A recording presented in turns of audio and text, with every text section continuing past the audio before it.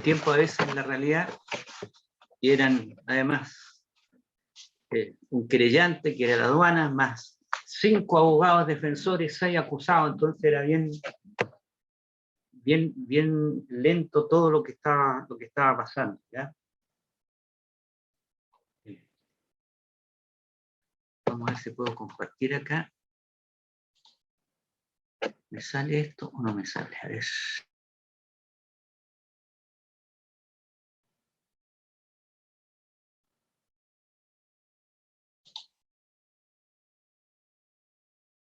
Ahí sí.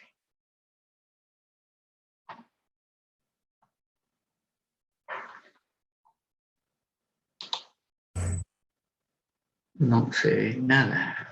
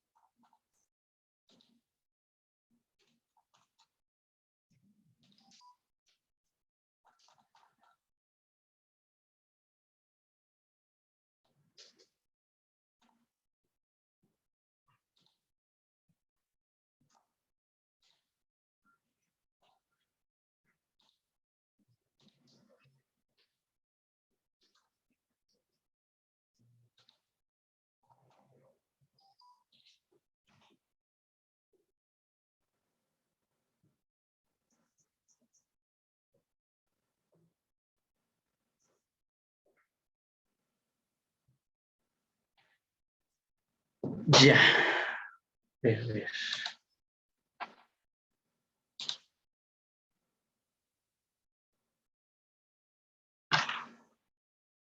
Ahora sí, ¿ven la pantalla, la presentación? ¿La ven? Creo que sí se ve. Ya, gracias. Bien. Estamos viendo la interpretación de la ley penal y había yo comenzado a pasar un poquitito más el tema de los elementos de la interpretación y partíamos con el elemento gramatical, ¿ya? Que es ese. El 19 inciso primero del Código Civil. Voy a sacar mi Código Civil viejito. Esto es que le decía yo que parece Biblia, entonces, ese Código Civil es la primera regla. En realidad, los expertos en materia de interpretación hablan de sistemas de interpretación, y uno de los sistemas sería el gramatical. Entonces, es un elemento fundamental porque a veces, especialmente el tema penal, el penalista se olvida a veces de este elemento para extender a veces o restringir demasiado el sentido natural de una norma. Eso implica, ¿no es cierto?, que cuando el sentido de la ley es claro, no se debe desatender su tenor literal a pretexto de consultar su espíritu. Y como decía ayer, la pregunta es, ¿cuándo entendemos claro un tenor literal? O mejor dicho, ¿es clara la ley cuando su tenor literal es claro? Y vemos, ¿no es cierto?, de que la claridad de la ley no emana de la claridad de las palabras, sino del sentido que éstas nos pueden dar de esa regla. De tal manera que es lícito apartarse a veces de la literalidad cuando precisamente el sentido no es claro. ¿Ah? Y no va a ser claro, ¿no es cierto?, cuando esa norma resulta confusa, contradictoria, es vaga. Entonces, las palabras son el primer límite que le fija al intérprete, ¿no es cierto?, cuando está realizando este proceso interpretativo. Es a partir de las palabras siempre que hay que empezar, ¿no es cierto?, el proceso de la interpretación. E ir, ¿no es cierto?, con esa interpretación al sentido literal, lo más cercano a ese sentido literal ¿no es cierto?, para estar siempre dentro del marco de las expresiones lingüísticas. ¿Y por qué?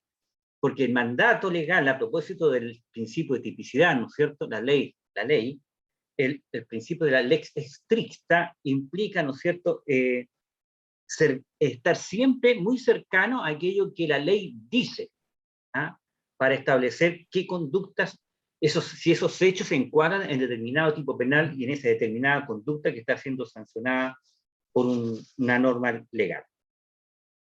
Ahora, el sentido literal posible, es posible determinarlo o tenerlo siempre en cuenta a través de 3 reglas.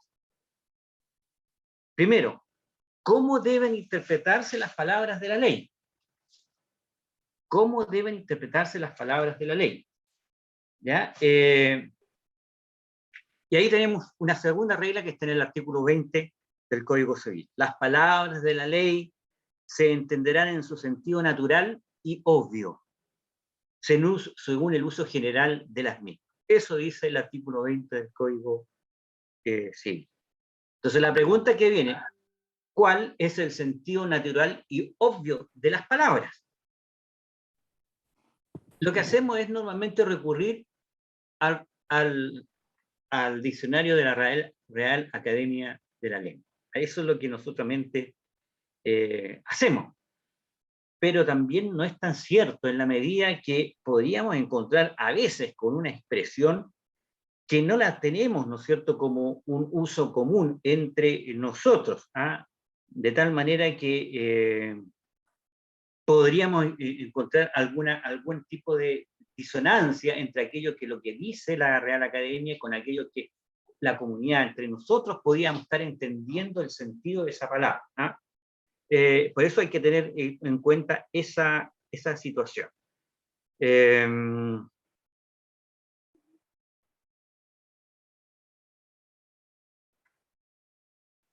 Las palabras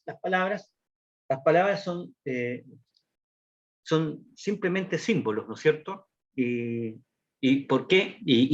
Como son símbolos, a veces no tienen un único significado, ¿ah? Y eso hace de que, frente a una regla, podríamos pensar, ¿no es cierto?, que esa expresión utilizada en la ley tiene efectivamente un carácter ambiguo, ¿ah? Puede tener varios significados, o puede aplicarse a varios objetos a la vez. Por ejemplo, la palabra juego. La palabra juego puede tener varios significados, ¿no es cierto? Porque podemos tener diferentes tipos de juegos, ¿ah? Entonces no sabemos si en esa regla X, ¿no es cierto?, está hablando de juegos en general o a un determinado tipo de juego. El sentido donde se dicta la regla, vamos, ¿no es cierto?, a entender de que se trata de una determinada expresión que tiene cierto sentido en ese contexto en que está dada esa regla, ¿ya? Y también puede ser vagas las normas, las expresiones,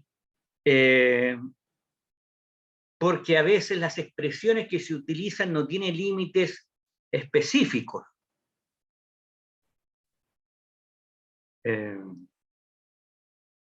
Cuando una persona es joven, si la regla dice los jóvenes, los adultos, los ancianos,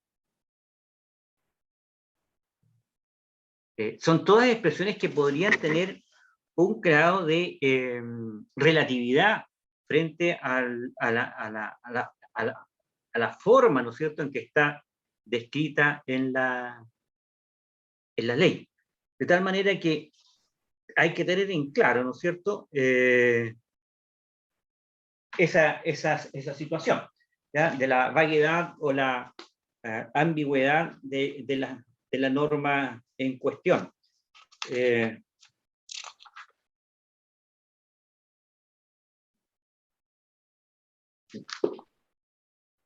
De tal manera que, ¿cómo debe entenderse entonces el sentido cómo deben entenderse las palabras de la ley? Es de acuerdo a su sentido natural y obvio. Claro, partimos en principio por las reglas formales de nuestro idioma, yendo al diccionario, ¿no es cierto?, de la Real Academia, que establece las definiciones y el sentido que deben tener esas palabras. De tal manera que aún recurriendo a veces, ¿no es cierto?, al diccionario de la Real Academia, podríamos tener problemas eventuales para, si esa palabra tiene distintas acepciones, entender en definitiva en cuál sentido, en cuál acepción, en definitiva, la ley y el legislador la tomó para establecer esa regla, ¿ya? Entonces ahí podríamos tener algún grado de problema, ¿ah? O sea, hay que tener claridad respecto de la expresión que estamos utilizando y que se va a analizar en un texto determinado, buscarlo, a ver en qué sentido, dentro de qué acepciones pudo haber tomado, ¿no es cierto?, el legislador esa regla, ¿ya? De tal manera que es un punto importante y uno cuando está interpretando tiene que tomar en consideración, a ver qué sentido del punto de vista gramatical, del punto de vista de la definición, la tomó el legislador, en definitiva. ¿Ah? Entonces, es una primera regla. Una segunda regla es que para determinar el tenor literal, el mismo artículo 20, la parte final, señala que cuando el legislador las haya definido expresamente para ciertas materias, se debe dar ese significado legal. Y ayer les decía, ¿no es cierto?, de que el legislador de repente define expresiones, ¿no es cierto?, que pueden o no coincidir exactamente con aquello que está en el diccionario de la Real Academia de la Lengua, o aquello que a lo mejor entendemos por todos nosotros, pero en esos casos lo que dice la regla de este artículo 20, usted debe darle el sentido que la propia ley le dio, que por lo tanto aquello que está definido de esa manera en la ley, eso es lo que usted debe considerar al momento de interpretar, ¿ya? Y daban los ejemplos, cierto, que la ley define qué se debe entender por fuerza en las cosas, por ejemplo, qué se debe entender por violencia o intimidación en las personas, qué se debe entender por funcionario público a propósito de los delitos funcionarios, hay definiciones, qué se debe entender por armas a propósito del delito, ¿no es cierto?, en que se ocupan armas. Entonces el propio Código Penal tiene una norma por ahí que define esto, ¿ah? De tal manera que ese es el sentido que debemos dar. Y a propósito, en la parte, en el libro primero, hay una serie de definiciones que uno debe estar siempre considerando, qué es tentativa, qué es frustración. ¿Se dan cuenta? Entonces, son todas expresiones que emplea la ley y que están definidas, y que ese es el sentido que debiera darse a esa expresión, sin perjuicio que cuando estamos analizando incluso esa definición, podemos, ¿no es cierto?, tener problemas de interpretar las palabras que usa el legislador para hacer ese tipo de definiciones, ¿ya? Y por eso somos tan problemáticos los abogados, porque buscamos siempre, hasta el final, ¿no es cierto?, hacemos relativo muchas cosas, ¿ah? Relativizamos muchas cosas porque podemos buscar una interpretación distinta, ocupando entonces acepciones distintas, y en consecuencia llegamos a conclusiones distintas. Entonces, pero no hay que apartarse siempre, esto le digo yo siempre, del sentido común de las cosas.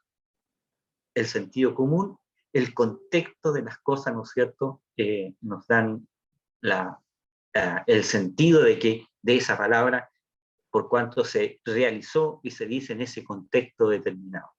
Por lo tanto, lo primero que hay que hacer es respetar efectivamente las definiciones que hace el legislador.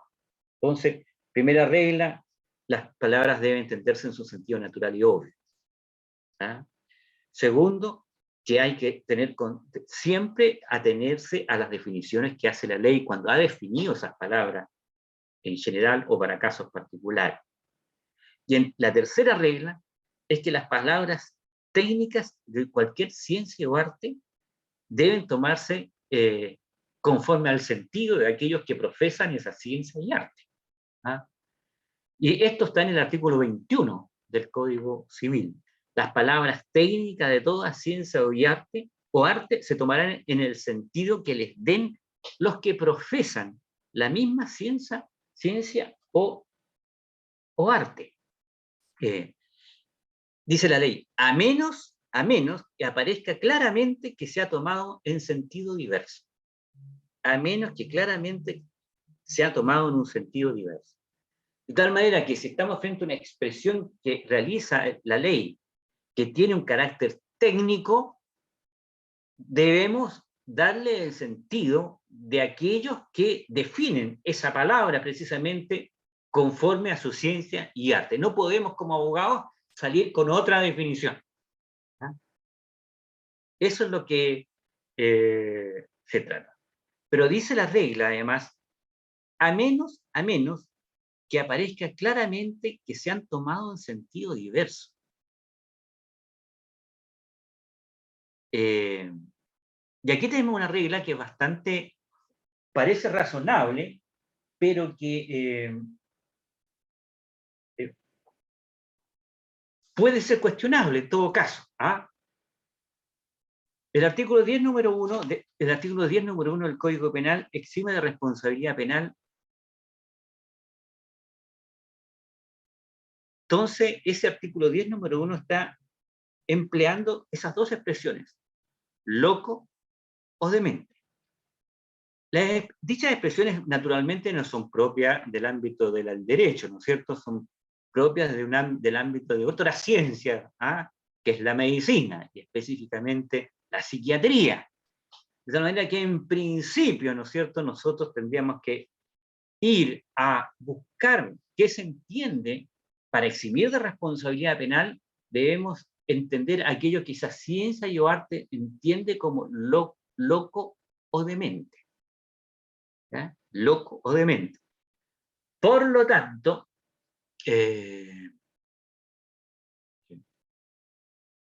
vamos a tener primero un tema de que si existe consenso en esa ciencia y arte sobre el concepto de locura o demencia. Entonces, podemos tener claro precisamente esa situación.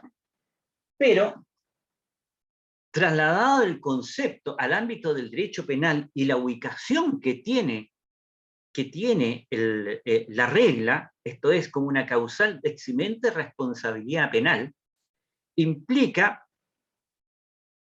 desde el punto de vista teórico de la teoría del delito, que estamos eximiendo de responsabilidad penal a una persona que no tiene capacidad de conocer lo injusto de su conducta, porque tiene esta enfermedad, locura o demencia.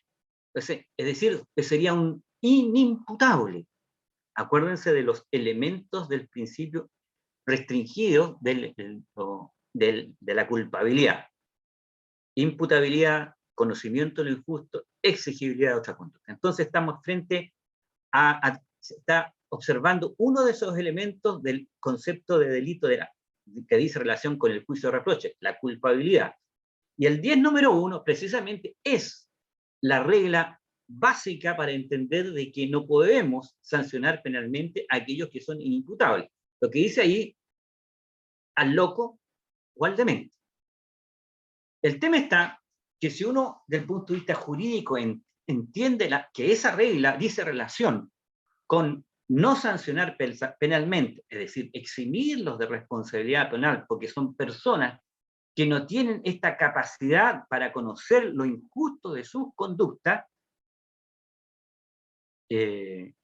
o la voluntad de conformarse a dicho conocimiento, porque son los dos aspectos que pueden atacar la enfermedad, uno puede plantearse, y efectivamente médicamente es posible hacerlo también, que existen otras enfermedades que también provocan esta anulación de esta capacidad de conocer lo injusto de las conductas, o que afectan directamente a la voluntad de las personas.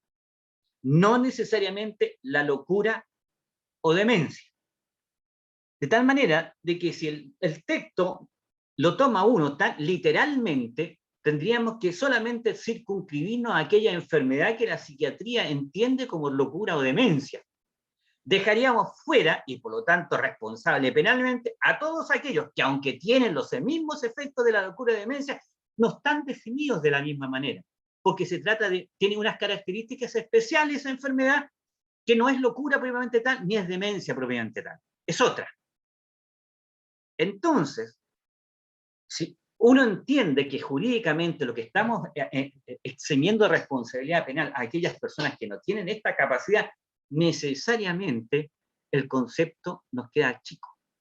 El concepto de locura y demencia nos queda pequeño, porque existen otras enfermedades que anulan, inhiben las capacidades de las personas, las capacidades intelectuales o volitivas de las personas. Por lo tanto, desde el punto de vista del derecho, cuando leemos el 10 número 1, están exentos de responsabilidad penal el loco demente. Lo que estamos leyendo ahí, para poder incluir en ese rango de personas que no son capaces de conocer el injusto de la conducta, decimos los enajenados mentales. ¿Se dan cuenta? Se utiliza esa expresión porque pareciera ser que, o sea, es desde el punto de vista del derecho, está tomada de una manera distinta al sentido que necesariamente le da la ciencia o arte respecto de, de este tipo de enfermedades. No sé si me entiendo, ¿no es cierto?, de que en ese caso, desde el punto de vista del sentido del texto, lo que estamos leyendo ahí en el 10 número 1, todos aquellos que no tienen capacidad de conocer lo injusto de su actuar deben estar exentos de responsabilidad penal. ¿Cuál es? Loco demente, expresamente está ahí, pero hay otros que tienen enfermedades asociadas a estos efectos y que también están incluidos. Entonces, en ese sentido, ¿no es cierto?, uno puede decir que, y conforme al artículo 21, tendríamos que decir, sí, vamos a tomar el sentido que de la palabra conforme a aquellos que practican esa ciencia o arte, pero en este caso, parece claramente que desde el punto de vista del razonamiento del derecho, hay que darle un sentido diverso. En este caso, un sentido más amplio para poder incluir enfermedades que producen incapacidades intelectuales y volitivas distintas a la locura o demencia. ¿Ya? Debemos también tener siempre a mano. Sí, vamos a utilizar qué entiende la psiquiatría por esto, pero veamos el sentido que tiene esa norma en relación a la teoría del delito que establece cuándo a las personas. Entonces, ese es un elemento importante, ¿ah? El elemento gramatical, con todas estas posibilidades que nos van a producir problemas durante el proceso interpretativo. Bien. Hay un segundo elemento ya, se lo tengo. Ahí está. Hay un segundo elemento que es, o sistema, que es el teleológico. ¿No? Eso dice el inciso segundo del artículo 19 del Código Civil, donde se recurre a la intención o espíritu claramente manifestados en ella. Se recurre a la intención o espíritu claramente manifestado en ella. ¿En quién? En la ley, ¿se dan cuenta? Por eso decía que, desde el punto de vista, ¿qué buscamos al momento de interpretar? La voluntad del legislador histórico, lo que piensa el legislador cuando dicta un proyecto, o lo que está diciendo acá el texto del Código Civil mismo, dice. Se recurre a la intención o espíritu claramente manifestado en ella, en el texto, en la ley, no de necesariamente lo que estaba pensando el legislador, ¿se dan cuenta? De tal manera, por eso es la afirmación de que la ley, cuando se dicta, se independiza de sus autores para entrar, ¿no es cierto?, al ordenamiento jurídico, a empezar a batallar con todas las demás normas que existen en este ordenamiento jurídico para ver su consistencia, su coherencia, ¿no es cierto?, con todo el sistema, ¿ah? Para darle el verdadero sentido. De tal manera que es una norma fundamental, se debe recurrir a la intención o o espíritu claramente manifestado en la ley.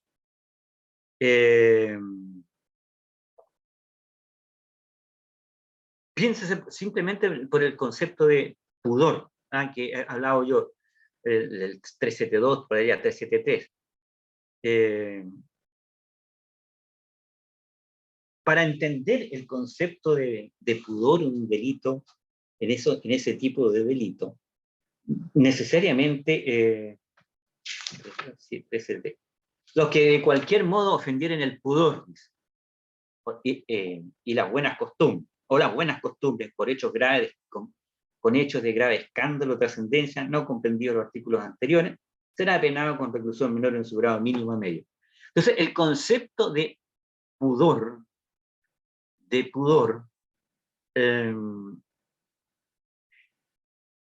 nos llama a esta disyuntiva. ¿Qué buscamos? La intención del legislador histórico, 1874, o buscamos cuál será realmente el sentido o la intención o espíritu de la ley misma, del punto de vista naturalmente objetivo.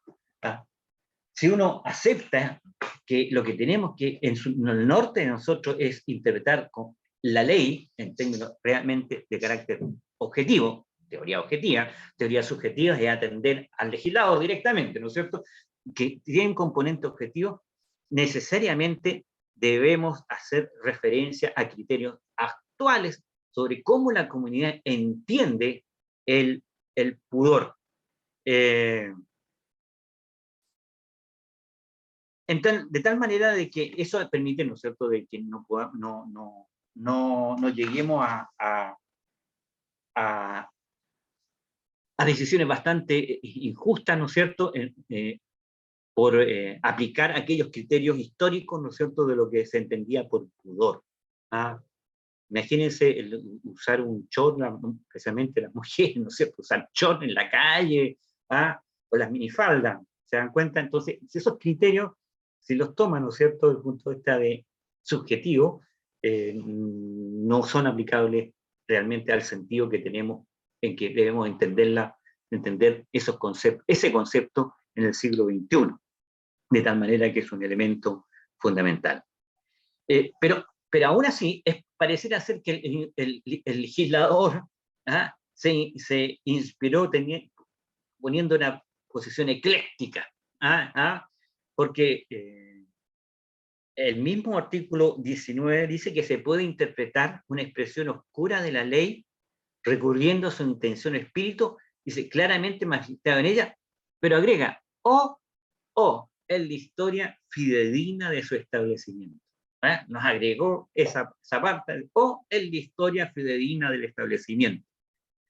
De tal manera, ¿no es cierto?, de que ahí donde entra en contradicción esto que les decía ayer, de dónde buscamos las fuentes. Se dan cuenta, en realidad lo que hacemos es buscar una fuente primaria, que es lo que en principio estuvo en aquel que propuso este proyecto de ley, ¿no es cierto?, en el mensaje respectivo que se buscaba.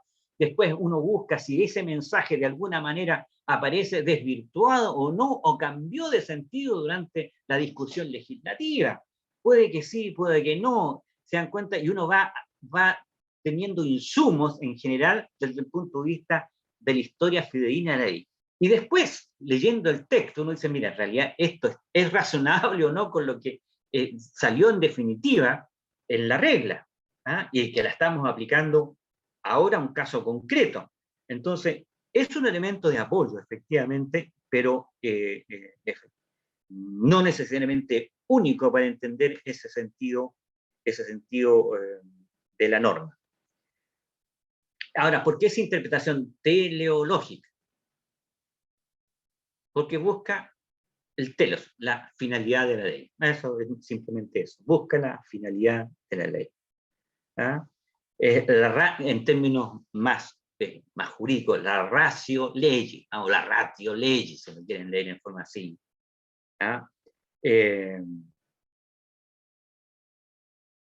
Entonces, a la cual entonces siempre vamos a tener que recurrir a este sentido en la medida que la forma en que la ley nos aparece expresamente descrita tiene oscuridad, tiene vaguedad, ¿no es cierto?, en su aplicación.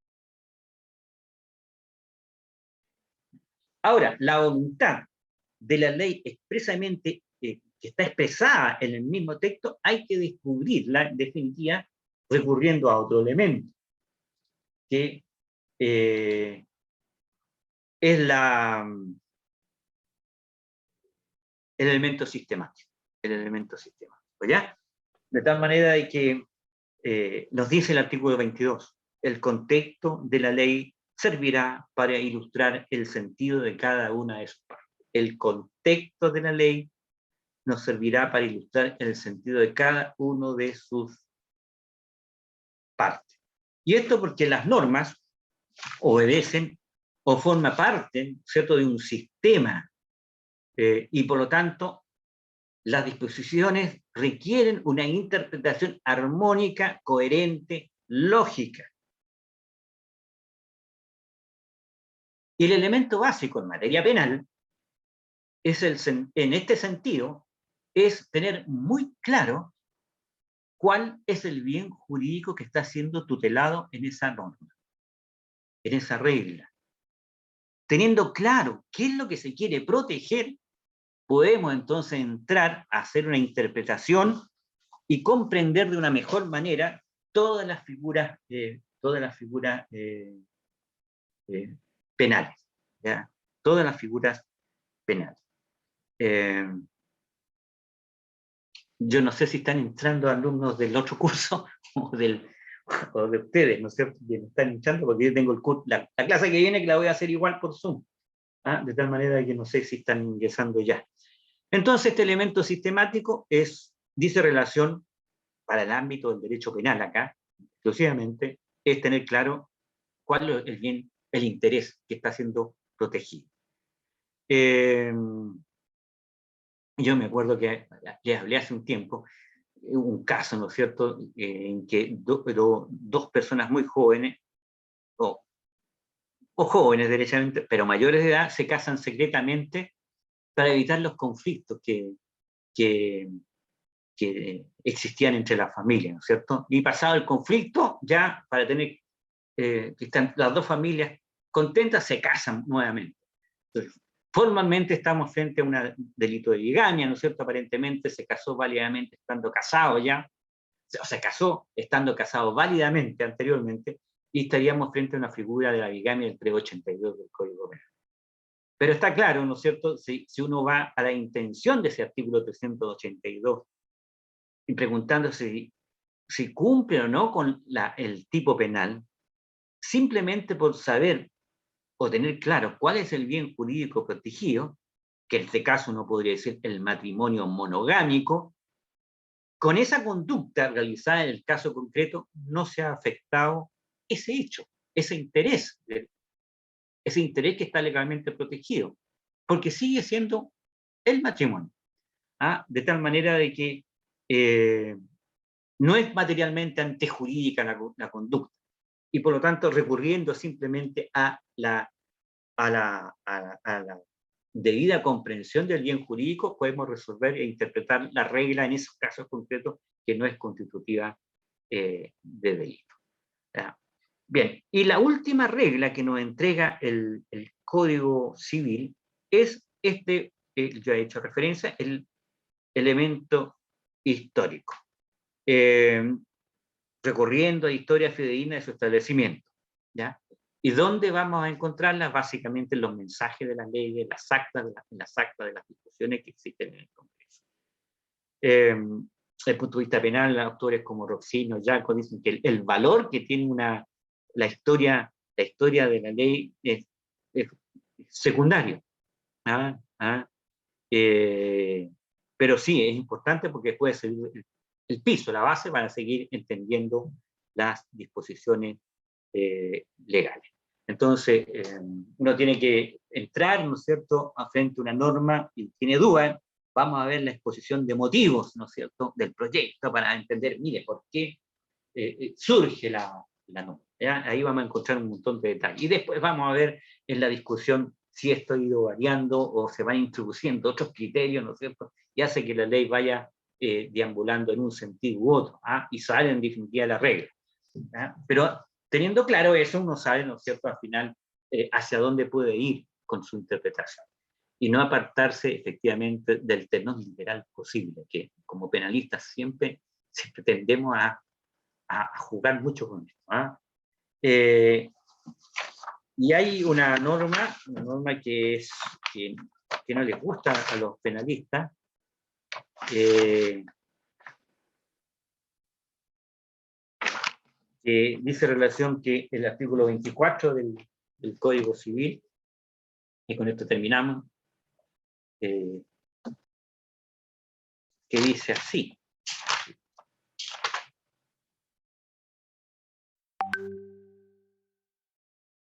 El 23, perdón, dice: lo favorable u odioso de una disposición no se tomará en cuenta para ampliar o restringir su interpretación. La extensión que debe darse a toda ley se determinará por su genuino sentido y según las reglas de interpretación precedentes, que son estas reglas anteriores, ¿cierto? Gramatical, ideológico, sistemático, histórico, ya, conforme a esas reglas. Entonces, no podemos ampliar o restringir. Esa es una regla fundamental que corre plenamente en el ámbito del derecho civil también, y que en el derecho penal, por su propia naturaleza, vamos a ver que se relativiza. ¿Ya? Bien, quedamos hasta acá, ¿ya? Porque se van a conectar el otro curso. Nos vemos. Mañana tenemos clases, ¿cierto? Sí, profe. La vamos a hacer en presencial mañana, ¿ya? Ya, profe. ¿Ya? Pues voy a ir a la universidad. Ya, nos vemos. Ya. Gracias. Muchas gracias, profe. Hasta luego. Chao, profesor, muchas gracias. Luego.